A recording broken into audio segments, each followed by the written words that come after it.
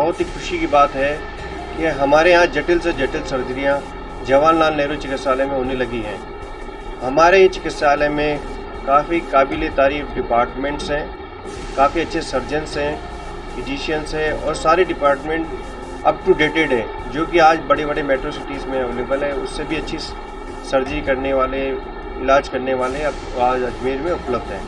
इसी की कड़ी में हम डॉक्टर दिग्विजय सर, जो कि HOD है ENT के, और उनकी टीम, जिसमें कि डॉक्टर योगेश रसीदी सर, विक्रांत जी और उनके सहयोगी सारी टीम, एनेस्थीसिया विभाग के HOD मैडम यानी खरे साहब, उनकी टीम, रेडियोलॉजी डिपार्टमेंट की रीना माथुर मैडम, इन सब के बिना असंभव है, क्योंकि एक टीम वर्क है जिसके बाद इतनी जटिल सर्जरियाँ की जाती हैं। तीनों ही सर्जरियों में जान जाने का जोखिम 100% होता है, लेकिन इन तीनों की ज़िंदगी बचाने में इनका बहुत ही अच्छा कार्य रहा है। आपको अभी खरे साहब ने बहुत ही अच्छा डिटेल बताया कि एक नेज़ोफेरिंजियल एंजियोफाइब्रोमा का ऑपरेट किया है, जो कि डिफरेंट तरीके से किया गया है, जिसमें ब्लीडिंग बहुत लेस हुई है, बहुत ही कम हुई है और बच्चा बिल्कुल सुरक्षित और अच्छा है, आपके सामने प्रस्तुत किया गया। कैरोटिड बॉडी ट्यूमर एक बहुत ही जानलेवा ट्यूमर हो सकता है, इसके ऑपरेशन के दौरान भी जान जा सकती है। इसकी बड़ी सफलता से बहुत ही बारीकी से ऑपरेशन करके बच्चे को नया जीवन दान दिया गया है। तीसरा ऑपरेशन हमारा जो रहा है tracheal stenosis. Commonly tracheal stenosis dilatation से भी करी जा सकती है, पर इसके इतना डिफ़िकल्ट प्रोसीजर था, बहुत ही नैरो स्पेस था।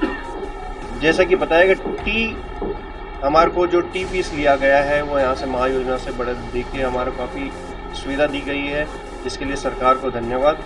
और सर्जन्स ने काफ़ी अच्छा सर्जरी करी है। आपके सामने बच्चा आज सांस ले पा रहा है, अन्यथा ही सांस के कमी की वजह से बच्चे की दुर्घटना होकर जान जा सकती थी। तो मैं इन पूरे विभाग को, जवाहरलाल नेहरू को, चिकित्सालय को धन्यवाद के पात्र हैं और प्रशासन, सरकार, सभी को मैं धन्यवाद अर्पित करना चाहता हूँ। और रक्त जो होता है वो मेन चीज़ होती है। तो हमारा एक जो पेशेंट था ट्रेकियल स्टेनोसिस का, उसकी सांस की नली बहुत संकुचित हो गई।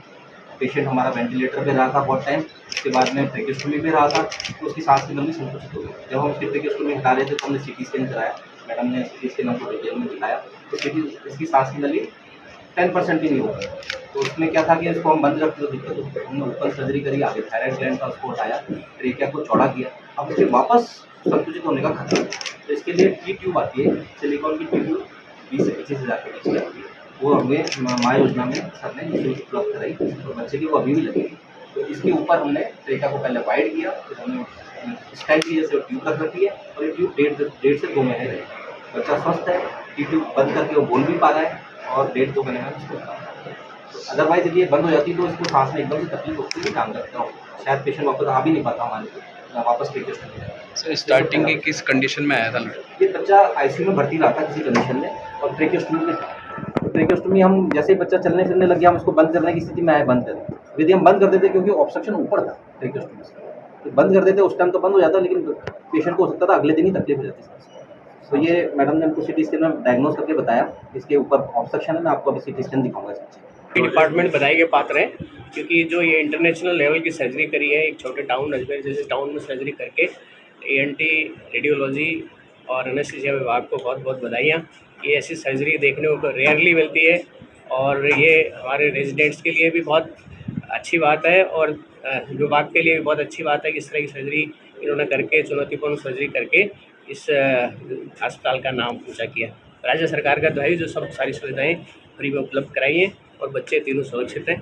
यही मेडिसिन विभाग इसमें हेल्प करता है सर्जन को, कि जबकि मेन चुनौतीपूर्ण कार्य जो है वो ENT विभाग का है। कहना चाहूँगी कि ये जो हमारे पास मशीन है 128 स्लाइस CT, इसमें बड़े थिन सेक्शंस आते हैं, और ये जो जटिल सर्जरी है इसमें सर्जन को पूरे स्ट्रक्चर्स, जो आसपास के स्ट्रक्चर्स हैं, उनके बारे में पता होना बड़ा आवश्यक होता है। एक ज़रा सी गलती एक बहुत बड़ी ब्लीडिंग का कॉज बन सकती है और मरीज़ की टेबल पे डेथ भी हो सकती है। ये थोड़ी रिस्की सर्जरी होती है, और मेरी टीम डॉक्टर निर्भय, डॉक्टर अविनाश गुप्ता, हम सब ने मिलके स्पेशली बहुत ध्यान से देखा, क्योंकि मैडम ने बताया रेयर केसेस हैं, ऐसे ट्रेकियल स्टेनोसिस के भी ऐसे केसेस देखने को नहीं मिलते, ना कैरोटिड बॉडी ट्यूमर्स देखने को मिलते हैं। ये रेयर केसेस हैं जो देखने पर एकदम हम भी और पढ़ते हैं कि क्या ये वाकई में वही है या हो सकता है। हम डिफरेंशियल डायग्नोसिस में इनको रखते हैं और इस तक पहुंचने के लिए काफ़ी और भी हमें गूगल वगैरह पे सर्च करना पड़ता है, वो हम कर पाए और हम हेल्प कर पाए ईएनटी सर्जन्स को कि वो आगे बढ़ें और इसे सर्जरी करें। इसमें बताया और सुप्रिटेंडेंट साहब डॉक्टर खरे ने बताया, ये जो ऑपरेशन है कैरोटिड बॉडी ट्यूमर ऑपरेशन, ये बहुत ही रेयर ऑपरेशन है। मैंने तो अपने 30 ईयर के कैरियर में मैंने देखा नहीं है, बहुत ही रेयर है और बहुत ही कॉम्प्लिकेटेड सर्जरी है।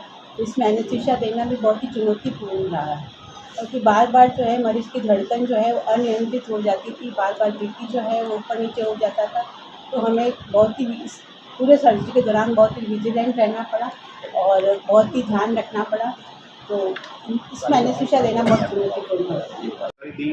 कैसे इंटर डिपार्टमेंटल सहयोग से हम ये सारे कार्य संपादित कर पाए हैं और आप देख रहे हैं रिजल्ट आपके सामने है। तीनों बच्चे स्वस्थ हैं और अपने जीवन जी सकते हैं। ऐसी जटिल बीमारियों का इलाज हमारे अस्पताल में उपलब्ध है और आगे भी उपलब्ध रहेंगे। हम जितनी भी सुविधाएं उपलब्ध राज्य सरकार के द्वारा दी जाती है वो हम प्रोवाइड करेंगे।